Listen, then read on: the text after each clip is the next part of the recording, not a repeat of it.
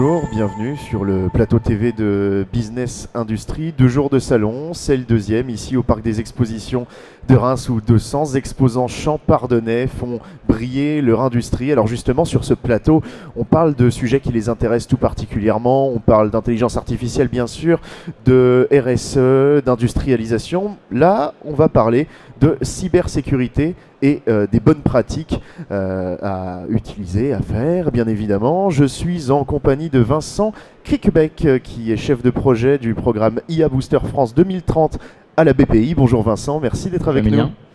Et je suis accompagné également de Jérôme Sévéan, élu à la CCI Marne-Ardenne et dirigeant d'une entreprise dans le domaine de l'IT. Bonjour Emilien. Soyez les bienvenus, messieurs. La cybersécurité, oui, parlons-en, parce que c'est devenu un sujet incontournable pour toutes les entreprises. On pense pourtant souvent que seules les grandes structures sont concernées, mais en fait, les PME sont aujourd'hui en première ligne. Alors, pour nous éclairer, tout d'abord, Vincent Criquebec, je me tourne vers toi. Est-ce que tu peux nous présenter simplement le rôle de BPI et ce que vous faites concrètement auprès des entreprises dans le domaine de la cyber, s'il te plaît ? Oui, alors donc moi je travaille chez BPI France Conseil, qui est une des grandes directions de BPI France, un des grands métiers aux côtés de l'investissement et du financement.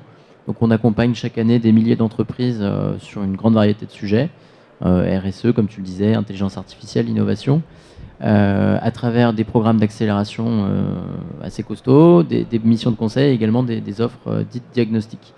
Et sur la cybersécurité, depuis maintenant quelques années, on accompagne notamment via notre diagnostic cybersécurité des PME dans leur montée en maturité sur le risque de cybersécurité. Justement, dans le cadre de cet audit, si j'ose dire, 360, quels sont les principaux points de fragilité que tu as observés, notamment sur les sujets de cyber du coup ? Alors ça, je pense que c'est un constat qui est partagé par tous, mais les PME, globalement, n'ont pas le niveau de maturité suffisant pour adresser la menace cyber aujourd'hui, alors même que, comme tu le disais, elles sont en première ligne. C'est-à-dire qu'on entend beaucoup parler dans la presse des grosses attaques sur des institutions un peu de renom, on en parlera peut-être juste après, mais les PME sont attaquées, des dizaines de PME sont attaquées tous les jours. Et les pirates, d'ailleurs, préfèrent attaquer des petites PME qui ne sont pas du tout sécurisées, parce que c'est plus rentable, c'est moins visible, il y a moins de risques de poursuite derrière. Et donc concrètement, elles sont exposées. Alors qu'est-ce que ça va engendrer pour elles ? Parce que c'est quand même gravissime, une cyberattaque. Oui, bien sûr. Alors il y a un chiffre qui fait peur, qu'on répète souvent, mais c'est que 50% des PME qui ont été attaquées vont faire faillite dans les 6 mois, ou vont avoir une défaillance. Donc c'est dramatique. Et en plus de ça, la question, c'est pas de savoir si on va être attaqué, mais quand. Statistiquement, c'est sûr qu'il va y avoir une attaque un jour ou l'autre dans l'entreprise. Donc les risques en fait, au-delà de la défaillance, c'est qu'il y a une perte de crédibilité de l'entreprise, il peut y avoir un arrêt de la production, un risque d'image, vraiment ça peut vraiment être dramatique, alors même que toutes les attaques, la grande majorité des attaques qui réussissent ne réussissent pas parce que il y a une défaillance du système informatique, c'est avant tout des erreurs humaines évitables, s'il y avait eu un diagnostic, de la formation, un accompagnement des équipes, aurait largement pu être évité aujourd'hui. Justement, venons-en à ce diagnostic, parce que BPI France propose un diagnostic cyber. Comment il fonctionne très concrètement ? Alors très concrètement, d'ailleurs comme pour tous nos autres dispositifs de conseil, nous on travaille avec des viviers d'experts externes à BPI France qu'on a sélectionnés et formés à nos méthodologies. Ouais. Donc sur la cybersécurité, on en a 150 en fait qui sont référencés et répartis sur toute la France. Donc qui ont tous un niveau de seniorité assez important en accompagnement des PME sur la cybersécurité, et on les envoie en mission chez nos clients où ils appliquent une méthodologie qui a été co-construite avec l'ANSSI, l'Agence nationale des systèmes de sécurité de l'information. Donc c'est 8 jours d'intervention pour dresser un état des lieux, une évaluation du niveau de maturité de l'entreprise, mais surtout pas la laisser toute seule avec son plan d'évaluation et son audit, mais lui offrir un plan d'action concret et activable pour rehausser son niveau de cybersécurité. Donc très concrètement, ce que tu es en train de dire, c'est que vous agissez à la fois en amont et en aval.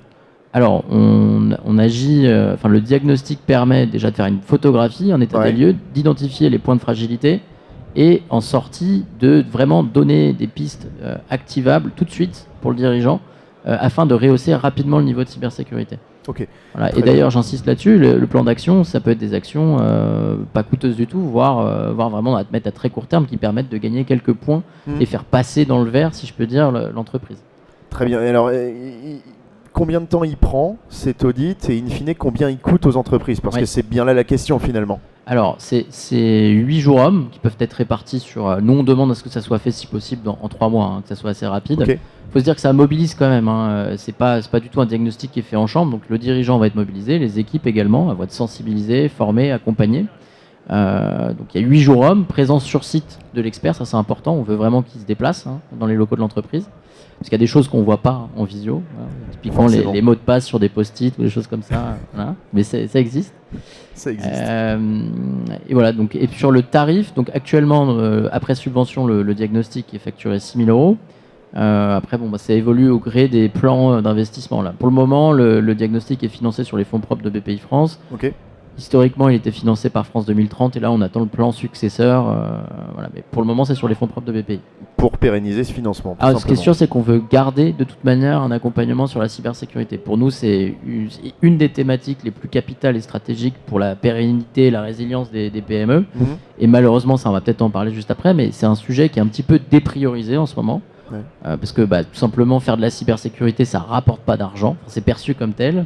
Et qu'il y a d'autres sujets un petit peu plus à la mode, comme l'IA. Alors c'est très bien, mais il ne faut vraiment pas perdre de vue ce sujet-là, sachant que la menace cyber, elle augmente, justement du fait de l'IA. Bien sûr. Et tout simplement parce que les capacités, les barrières à l'entrée pour faire une attaque sont de plus en plus basses. Aujourd'hui, c'est pas très compliqué en fait, d'aller chercher sur Internet comment réussir une attaque. En fait, finalement, malheureusement, aidé par l'IA, on peut faire beaucoup de choses quand on est pirate. Et justement, Vincent, si tu devais donner quelques actions prioritaires très concrètes, on rentre dans le vif du sujet, on parle à des industriels, qu'est-ce que ça serait à mettre en place très concrètement? Alors, de manière très basique. Nous, le top 5 des actions en fait, qui sont identifiées par nos experts, elles sont vraiment triviales. C'est mettre en place des politiques de mots de passe, c'est sécuriser les accès, c'est vérifier qui a les accès à quel outil. Et c'est mettre en place une politique de formation et d'accompagnement de ses collaborateurs. Ça, dans 90% des cas, c'est pas fait, en fait, quand on arrive. Donc vraiment, c'est vraiment des premières pistes d'action qui coûtent pas très cher et qui peuvent être activées à court terme. Après, il y a des actions qui coûtent plus cher à moyen et long terme. Mais ce qu'on observe, c'est que c'est en général les actions peu coûteuses qui permettent de gagner de faire un pas de géant. Voilà, de faire un petit pas de géant et surtout d'éviter en fait un certain nombre d'attaques. C'est-à-dire que, comme je vous le disais en intro, les attaques réussies sont en général liées à des erreurs humaines qui auraient largement pu être évitées. Le mot de la fin pour toi, Vincent, concrètement, demain je suis industriel, je dois appeler BPI France pour sa méthodologie tout particulièrement? Alors, méthodologie, vivier d'experts qualifiés et surtout rapidité. C'est-à-dire que nous, on a mis en place une plateforme de souscription parce qu'on sait bien que les dispositifs publics, en général, le formalisme, dossier, voilà, c'est long. Là, vous n'avez besoin de rien. Vous saisissez votre sirène sur notre page de souscription et on vous retrouve. On vous dit tout de suite si vous êtes éligible et dans le meilleur des cas, vous pouvez recevoir un contrat en moins de 5 minutes. Il n'y a aucune pièce à déposer, ça va très très vite. Donc on a tout automatisé, donc ça c'est aussi intéressant. Et on suit tout, donc nous, on vous envoie les meilleurs experts, on vous envoie un expert qui est localisé à côté de chez vous, qui a été sélectionné. Voilà. Et puis, point important aussi, je vous le disais, on a beaucoup d'offres chez BPI France Conseil. Sur les diagnostics, l'offre qui a le meilleur taux de satisfaction, avec 98%, c'est soviétique, c'est le Diag Cyber. Vraiment, ça marche super bien parce que la méthodologie a vraiment été très cadrée, très adaptée à des PME et on a des résultats qui sont très bons. Et aujourd'hui, n'importe quelle entreprise peut vous contacter? N'importe quelle entreprise peut nous contacter. Alors après, vous aurez forcément une solution dédiée?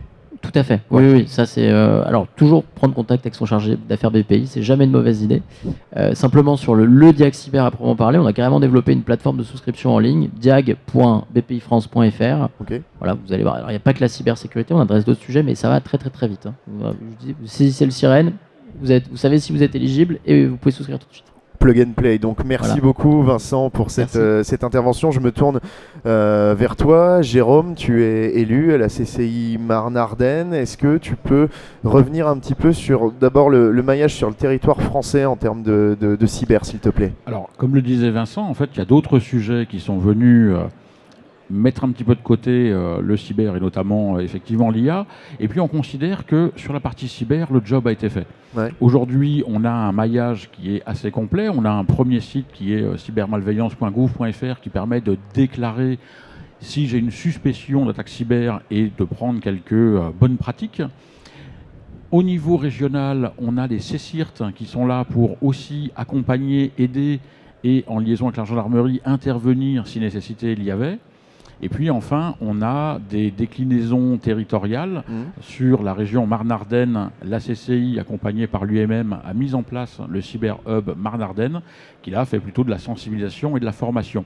Donc on voit que, et les prestataires sont autour, on a des conventions qui sont mises en place, on a des salons, le salon Cyber et moi qui a eu lieu il y a quelques semaines maintenant, qui là aussi était un lieu de rassemblement et des prestataires et des sociétés qui interviennent autour de la cyber. Donc voilà, le job a été fait. Ouais. Malheureusement et malgré cela, on se rend compte que le nombre d'attaques effectivement continue.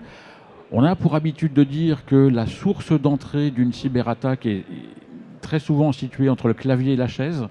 Et Vincent l'a cité, c'est l'erreur humaine. La métaphore est sublime.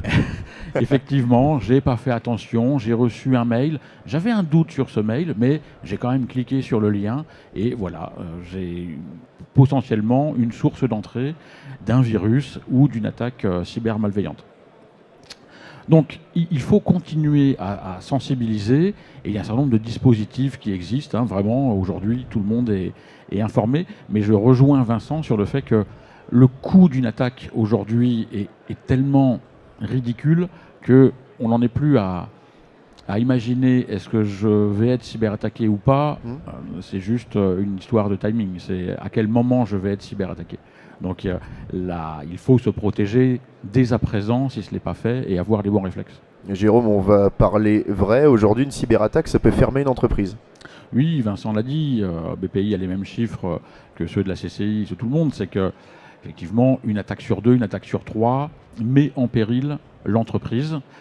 Et souvent, on ne sait pas qu'on a été attaqué. On se rend compte ultérieurement, quelques jours après, quelques semaines après, je n'ai plus accès à une partie de mes données. Mes données sont sorties.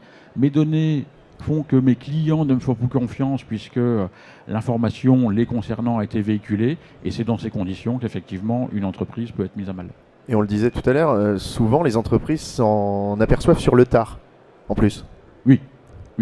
Effectivement, et des grandes entreprises, je vais vous donner les 3 exemples des attaques les plus significatives de ces derniers mois. On a l'opérateur Free qui s'est fait pirater, s'est fait capturer la liste de ses clients. On a le fichier SIA, le fichier des armes à feu françaises, 70 000 possesseurs d'armes à feu avec les calibres, avec leur adresse, a été mise en vente sur le dark web. Et puis très dernièrement, c'est 12 millions de données personnelles qui ont échappé à la NTS. 12 millions sur l'ensemble de la population française. Voilà, on est quand même beaucoup ici à être impactés. Alors, c'est pas parce que nos données sont sorties que je vais systématiquement me faire attaquer. Mais effectivement, par l'achat successif de données, on va avoir de plus en plus de données me concernant et me faire des attaques de type phishing de plus en plus précises.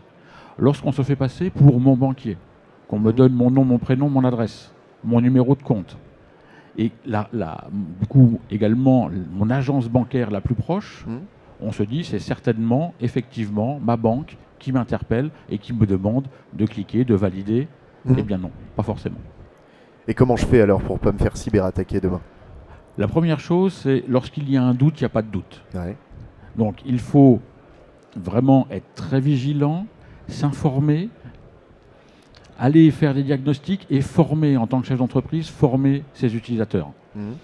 Ma secrétaire, la célèbre Madame Michu, eh bien, il faut qu'elle passe, qui est secrétaire ou qui est comptable, n'est pas experte en cybersécurité, eh bien, je vais faire appel à des prestataires qui vont non seulement l'informer, mais aussi la tester, la sensibiliser. Et par itération successive, elle va être de plus en plus méfiante et elle va savoir reconnaître un mail frauduleux d'un mail qui est tout à fait légitime. Ça, c'est le premier point. Le deuxième point, on l'a dit, ce sont les prestataires. C'est je fais venir un prestataire dans mon entreprise qui va étudier mes bonnes pratiques. Effectivement, ça paraît aujourd'hui assez affolant, mais le mot de passe est souvent sur un post-it collé à côté de l'écran ou dans le tiroir. Et c'est le même mot de passe pour l'ensemble des sites.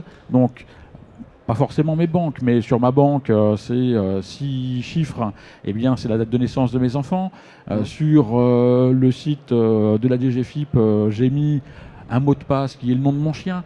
Non, voilà, tout ça, il faut arrêter. Aujourd'hui, les mots de passe doivent être longs, doivent être complexes. La préconisation, c'est d'avoir un générateur de mots de passe qui va générer pour chaque site un mot de passe complexe. C'est dans ces conditions où on arrive à reculer cette échéance. Je ne dis pas complètement la résorber, la reculer. Et puis vous avez la double authentification que aujourd'hui beaucoup connaissent. Tout à fait. C'est je me connecte sur mon site internet et je valide avec mon téléphone. Voilà. Pour être très terre à terre, c'est ce type d'action que porte le CyberHub alors.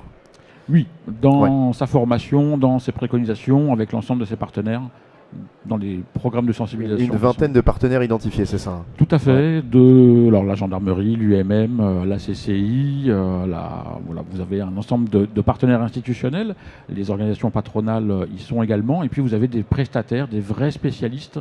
Et là aussi, il faut savoir s'entourer de spécialistes pour faire le diagnostic, mais également des spécialistes dans la recherche de mes solutions technologique. J'achète pas une solution que je vais mettre dans l'entreprise sans prendre certaines précautions. Oui, bien sûr. Voilà. Et aujourd'hui, ces experts, ils sont tous certifiés? Il y a une loi un peu qui régit tout cela? Alors là aussi, le job a été fait. Je vais en citer quelques-unes. La première, c'est que tout éditeur de logiciel doit être certifié ISO 27001. C'est une norme internationale. C'est une norme qui garantit que le logiciel qui vous est vendu est conforme à un certain nombre de bonnes pratiques, de bonnes règles de gestion, et que le prestataire respecte ces règles. Effectivement, beaucoup d'attaques ont été faites en fait par rebond. C'est-à-dire que je pourrais citer une attaque il y a quelques années sur Airbus. Eh bien, c'est pas Airbus qui s'est fait directement attaquer, mais c'est un sous-traitant d'Airbus dont les pirates ont pris le contrôle et par rebond, ils sont remontés sur le site central d'Airbus. Pour le SIA, c'est passé par un armurier. Voilà, qui n'a pas protégé son poste, on a usurpé son identité, on est remonté sur le fichier. Donc, choisir un prestataire qui a un logiciel étanche, sécurisé et des bonnes pratiques dans son développement et dans son organisation, c'est quelque chose qui est absolument nécessaire aussi. En France, on a pour des données très sensibles, je pense aux données de santé, on a là aussi une certification, qui est la certification HDS, hébergement de données de santé. Voilà, il faut que chaque prestataire ait cette certification. Et puis au niveau européen, on a une directive, qui est la directive NIS 2, qui a là aussi quelques années maintenant, qui n'est pas forcément complètement développée dans les entreprises, parce que c'est une auto-déclaration. Je déclare être conforme NIS 2, donc j'ai bien lu toute la documentation, mais voilà, je n'ai pas de certification, je n'ai pas un tiers qui vient vérifier cela. Il faut lire ces éléments autour de NIS 2, c'est vraiment très très enrichissant. Donc encore une fois, on constate que le job est fait, la documentation est là, les prestataires sont là, il faut aller chercher l'information. Merci beaucoup. Jérôme, le mot de la fin, comment je suis sûr alors que ces entreprises elles sont certifiées? Parce que tu dis Nice, c'est déclaratif, comment je vérifie concrètement? Alors sur les prestataires, on a ISO 27001, je choisis un éditeur de logiciel, il doit être certifié ISO 27001. On a un gros sujet actuellement en France, c'est la facturation électronique, qui se mettra en place en septembre 2026 pour une partie des entreprises, 2027 pour l'intégralité des entreprises. Ça va générer un petit peu de résonance, un petit peu de bruit. Je vais recevoir plein de mails, plein de sollicitations, je vais un petit peu être méfiant. Est-ce que c'est un bon prestataire? Là aussi, tous les prestataires, donc ce sont des plateformes agréées, sont certifiées ISO 27001. Donc la DGFiP a créé un logo qui sera appliqué sur ces prestataires. Je m'assure que mon prestataire est bon. Et puis prendre des renseignements auprès de mes partenaires. Est-ce que mon prestataire est connu de BPI? Est-ce que mon prestataire est connu de mon expert comptable? Ce sont là aussi des bonnes pratiques. Je m'entoure et je ne fais pas confiance à un email marketing uniquement. C'est vrai qu'en termes de légitimité, c'est pas mal. Merci beaucoup, messieurs, pour ces enseignements extrêmement riches. J'espère que ça vous a plu, vous aussi, parce que moi, j'ai vraiment kiffé. Merci beaucoup. Merci. Salut, messieurs, merci.